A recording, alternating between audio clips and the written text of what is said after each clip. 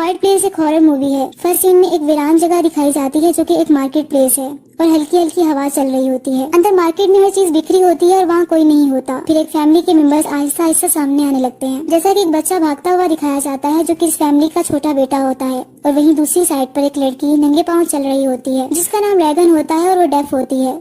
कुछ ही देर में उनकी मदर वहाँ आ जाती है। वहाँ वो एक शेल्फ से एक मेडिसिन जार उठाती है, उसमें से मेडिसिन अपने बेटे को देती है। इसके बाद वही छोटा बेटा शेल्फ से अपना टॉय उठाता है कि वो टॉय उसके हाथ से निकल कर जमीन पर गिरने लगता है। जल्दी से रैगन भागकर उस टॉय को पकड़ लेती है ताकि जमीन पर गिरकर वो कोई साउंड क्रिएट ना करे। इससे पता चलता है कि रैगन एक इंटेलिजेंट गर्ल है। इसके बाद बच्चा अपने फादर ली के पास डोर पर जाता है जो इशारा करता है कि अंदर से अपनी मदर को ले आओ। सब इशारों से बात करते हैं और कोई आवाज नहीं निकालते क्योंकि किसी भी साउंड को क्रिएट करने से इनकी जान को एक हॉरिबल क्रिएचर से खतरा होता है। रैगन फादर ली के साथ बैग में वीडियो कैमरा और दूसरी चीजें रखती है। इसके बाद वही रैगन की मदर आ जाती है और इसके साथ इसका बड़ा बेटा मार्कस भी होता है। वो इशारे से कहती है कि जल्द ही अंधेरा हो जाएगा, हमें वापस जाना चाहिए। फिर वही छोटा बेटा आता है जिसे देखकर फादर ली इसके हाथ से स्पेस शटल टॉय लेकर उसकी बैटरी निकाल देता है ताकि कोई साउंड क्रिएट ना हो। फिर वो फैमिली बाहर चली जाती है, लेकिन जाते जाते वो बच्चा बैटरी को टेबल से उठा लेता है। सारे फैमिली मेंबर्स नंगे पाँव होते हैं। ये फैमिली जंगल की तरफ अपने घर की तरफ मूव करती है और इनका छोटा बेटा सबसे पीछे होता है। और फिर इसी तरह फैमिली मेंबर्स को बैक साइड से स्पेस शटल टॉय की आवाज आती है और पता चलता है कि छोटे बेटे ने उस बैटरी को उसमें डालकर ऑन कर लिया होता है। फादर ली तेजी से भागता है अपने बच्चे की जान बचाने के लिए, लेकिन इससे पहले ही वो हॉरिबल क्रिएचर आकर इसको मार चुकी होती है। अब छोटे बच्चे की डेथ हो जाती है। इस कहानी में फैमिली इस दुनिया में जिंदा रहने की कोशिश कर रही होती है। यहाँ ज्यादातर इंसान एक ब्लाइंड लेकिन नॉइज सेंसिटिव मखलूक से कत्ल कर दिए जाते हैं। ये फैमिली पहले ही अपने मेंबर्स को चुप रहने और किसी किस्म की आवाज निकालने से मना कर चुकी होती है, लेकिन ली का छोटा बेटा इस मखलूक का शिकार हो जाता है। फैमिली मेंबर्स हमेशा एक दूसरे से साइन लैंग्वेज के जरिए कम्युनिकेट करते हैं। अब दिखाया जाता है कि 1 साल से ज्यादा अरसा गुजर जाता है। रैगन एक जगह लेटी होती है और इसकी जब आँख खुलती है तो वो फील्ड में होती है। फिर वो अपनी मदर के साथ जाना शुरू कर देती है, जबकि फादर ली एक रूम में बैठा सीसीटीवी मॉनिटर पे इनको देख रहा होता है। और यहाँ कुछ साइड पर टेक्स्ट भी लिखा होता है जैसे कि survive, blind, medical support, creature के बारे में लिखा होता है और बहुत सारे न्यूज़पेपर भी रखे होते हैं। यहाँ ली बाहर की दुनिया से रेडियो कांटेक्ट करने की कोशिश करता है, लेकिन हर बार नाकाम हो जाता है। ली बाहर आता है और देखता है कि इसका बड़ा बेटा एक गाड़ी के स्टीयरिंग को घुमा रहा होता है। अपने फादर को देखकर वो अंदर अपनी मदर के पास चला जाता है जो कि नॉइसलेस तरीके से डिनर को रेडी कर रही होती है।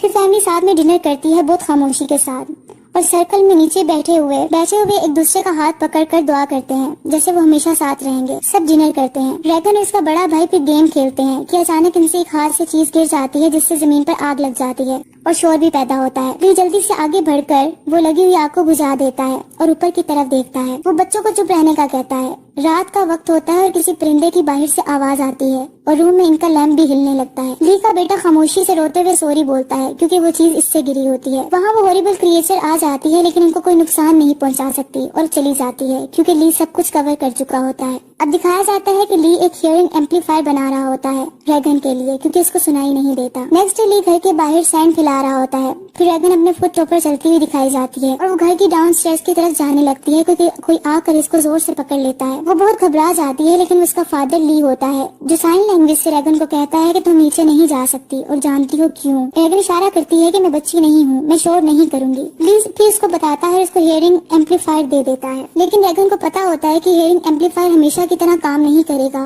और ये नहीं सुन सकेगी। ली इसके हाथ में वो डिवाइस पकड़ाकर चला जाता है। इसके बाद ली घर से अपने बड़े बेटे को लेने जाता है मार्कस को, ताकि उसको कुछ स्किल सिखा सके। मार्कस अपनी मदर से कहता है कि मैं नहीं जाना चाहता। हकीकत में वो उस हॉरिबल क्रिएचर से डरा हुआ होता है, लेकिन इसकी मदर इसको साइन लैंग्वेज के जरिए यकीन दिलाती है कि तुम्हारा फादर तुम्हारी हमेशा हिफाजत करेगा और ये जरूरी है कि तुम ये चीजें सीखो। वो सिर्फ तुम्हें ये काबिल बनाना चाहता है कि तुम अपनी केयर खुद कर सको और मेरा भी ख्याल कर सको जब मैं बूढ़ी हो जाऊंगी और जब मेरे दांत नहीं होंगे। फिर वो स्माइल करती है जिससे मार्कस रिलैक्स हो जाता है और स्माइल करके बाहर चला जाता है। फिर वहाँ रैगन आती है और इशारे से कहती है मैं भी जाऊंगी, लेकिन ली घर में रहकर अपनी माँ की मदद करने का इशारा करता है। रैगन जाने का इंसिस्ट करती है, लेकिन ना ले जाने पर वो नाराज हो जाती है। गुस्से में वो घर आती है, अपने हियरिंग एम्पलीफायर को सेट करने लगती है सिर्फ ये देखने के लिए कि वो वर्क कर रहा है कि नहीं। रैगन को अपने छोटे भाई की याद आती है जिससे इस हॉरिबल क्रिएचर ने मार दिया होता है। रैगन बाहर जाने के लिए अपना बैग तैयार करती है। दूसरी तरफ ली मार्कस को एक दरिया के पास मछलियाँ पकड़ना सिखा रहा होता है। पानी के बहने की दरिया में बहुत ज्यादा आवाज आ रही होती है। ली एक मछली पकड़ लेता है और मछली के उछलने से आवाज आती है और मार्कस बहुत डर जाता है। इशारा करता है कि हॉरिबल क्रिएचर हमें सुन ना ले, लेकिन ली इशारे से बताता है कि दरिया के पानी की आवाज बहुत ज्यादा है और ये हल्का सा साउंड वो नहीं सुन सकेंगे, तुम यहाँ सेव हो। मार्कस भी अपने फादर से बात करता है कि रैगन आपने क्यों नहीं आने दिया रैगन को। वो पूछता है कि आप छोटे भाई की डेथ का ब्लेम इसे करते हैं, तो ली नो कहता है। मार्कस कहता है कि रैगन खुद को ब्लेम करती है जो हुआ। फिर ली कहता है इसमें किसी की गलती नहीं थी, वो मेरी बेटी है। इसके बाद बाप बेटा दोनों जंगल में होते हैं। वहाँ इन्हें एक बूढ़ा आदमी नजर आता है और वो आदमी बहुत डरा हुआ होता है। उसके करीब एक आदमी खून से भरा हुआ जमीन पर गिरा होता है। ली इस ओल्ड मैन को चुप रहने का कहता है, लेकिन वो चिल्ला देता है गम से। इसी दौरान जल्दी से ली मार्कस को एक तरफ ले जाता है और दरख्त के पीछे छुपा देता है। फिर वो हॉरिबल क्रिएचर वहाँ पहुँच जाती है और उस ओल्ड मैन को कत्ल कर देती है और मार देती है। घर में रैगन की मदर बेसमेंट की तरफ आ रही होती है कि इसका पाँव एक स्टेयर्स में लगे नील के ऊपर आ जाता है, जो कि इसके पाँव में चला जाता है, जिससे इसे बहुत ज्यादा दर्द होता है।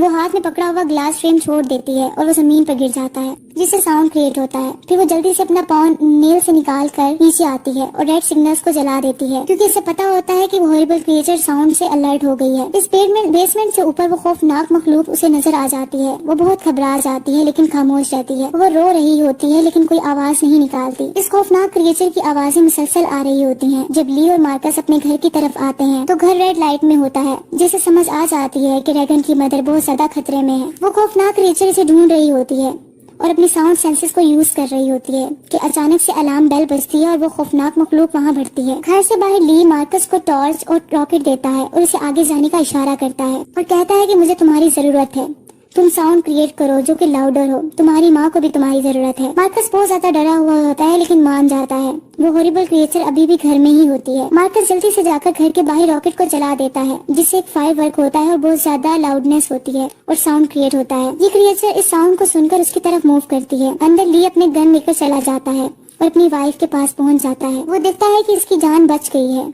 लेकिन इसके हाथ में एक न्यू बॉर्न बेबी होता है। मार्कस अभी घर से बाहर ही होता है, लेकिन मार्कस जल्दी से भागने लगता है। उसे ऐसा लगता है कि हॉरिबल क्रिएचर इसका पीछा करती है और वो फील्ड में से गुजरता है। अंधेरे में वहाँ रैगन पहुँच जाती है। उसे मार्कस की टॉर्च पड़ी हुई नजर आती है। इसी दौरान वो खौफनाक मखलूक रैगन के पीछे आकर खड़ी हो जाती है। रैगन अपने एम्पलीफायर से साउंड सुनने की कोशिश कर रही होती है, लेकिन उसको सिर्फ विसल की आवाज आ रही होती है। उस तरह वो क्रिएचर भी सुनने की कोशिश कर रही होती है साउंड, लेकिन नहीं सुन पाती। इसके बाद वो क्रिएचर वहाँ से चली जाती है। अब रैगन वहाँ पड़ी टॉर्च की तरफ बढ़ती है और उठाने लगती है, तो इसका हाथ कोई पकड़ लेता है। वो बहुत डर जाती है, लेकिन वो मार्कस होता है। दोनों बहन भाई गले लग जाते हैं। घर के अंदर रैगन की मदर ठीक होती है, जबकि न्यू बॉर्न बेबी को ऑक्सीजन मास्क लगाकर साउंड प्रूफ बॉक्स में बंद कर दिया जाता है। रैगन की मदर मार्कस के बारे में पूछती है और ली बताता है कि मार्कस जहाँ रॉकेट चलाया था वहाँ होगा और वो सही है। जबकि रैगन की माँ कहती है कि रैगन समझदार है, वो खुद को खुद सेव कर रख सकती है। फिर वो ली को कहती है कि मुझसे वादा करो तो मेरे बच्चों की हिफाजत करोगे। फिर ली बाहर चला जाता है। अब घर में रैगन की मदर अकेली होती है, क्योंकि ली बाहर जा चुका होता है। थोड़ा वक्त गुजर जाता है, उसके साथ उसका बेबी भी होता है। पानी का पाइप फिर दिखाया जाता है कि टूट गया है और बेसमेंट में पानी आने लगता है। फिर ये दिखाया जाता है कि रैगन अपने बेबी के साथ वहीं होती है कि अचानक से वहाँ वो हॉरिबल क्रिएचर पहुँच जाती है और वो पानी में होती है, जो कि साउंड को डिटेक्ट कर रही होती है। वो क्रिएचर रैगन की मदर के सामने होती है, जिससे रैगन की मदर बहुत ज्यादा डर जाती है, लेकिन मुंह से एक लफ्ज भी नहीं निकाल सकती। और उसे ये भी डर होता है कि बेबी रोने न लग जाए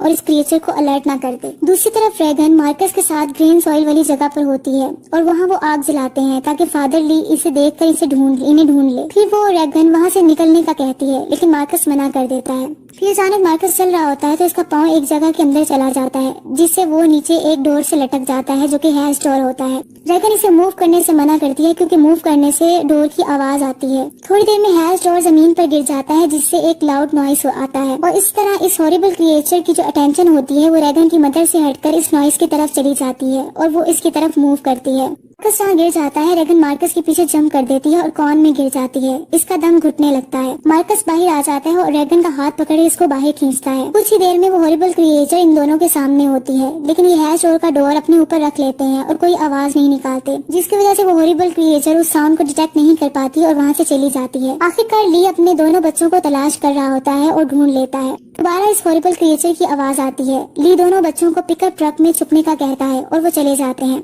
ली अपनी कुल्हाड़ी लेता है और इस मखलूक की तरफ बढ़ता है और उस पर अटैक कर देता है, लेकिन वो क्रिएचर ली को दूर फेंक देती है। मार्कस वो पिकअप ट्रक से निकलकर जोर से आवाज डैड की लगाता है, लेकिन जल्दी से दोबारा अंदर चला जाता है। हॉरिबल क्रिएचर डैड की आवाज से अलर्ट हो जाती है और पिकअप ट्रक की तरफ बढ़ती है और वहाँ के जाके ग्लास विंडो तोड़ देती है और उस ट्रक को जोर जोर से हिलाती है। दूसरी तरफ ली जख्मी हालत में अपनी एक्स को दोबारा उठाता है और हिम्मत करके अपनी तरफ उसकी तवज्जो करता है और रैगन को इशारा करता है। सिर्फ ली अपनी बेटी को ये बताना चाहता है कि वो हमेशा इससे प्यार करता है और उसने हमेशा ऐसा किया है। रैगन ये देखकर खुश हो जाती है और स्माइल करती है।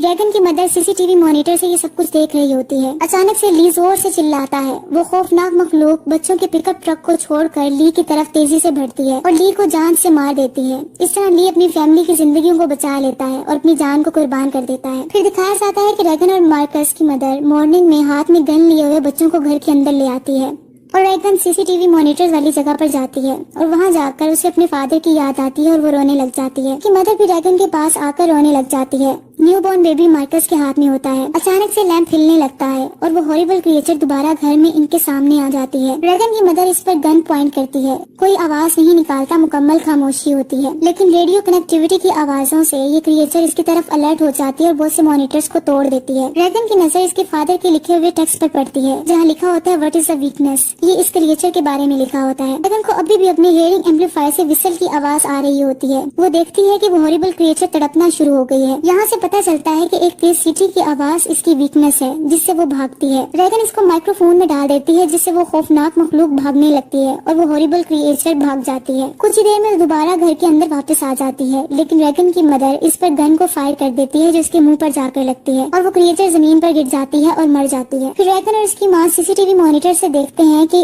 अभी भी बाहर क्रिएचर वो वाली होती हैं। हॉरिबल क्रिएचर बाहर भाग रही होती हैं। रैगन की मदर ऐसा इशारा करती है और स्माइल देती है। गन को सीधा कर लेती है। रैगन दोबारा माइक्रोफोन में वो एम्पलीफायर सेट कर देती है। इससे जाहिर होता है कि रैगन को इनकी वीकनेस का पता चल जाता है जिससे इनकी जान बच जाती है।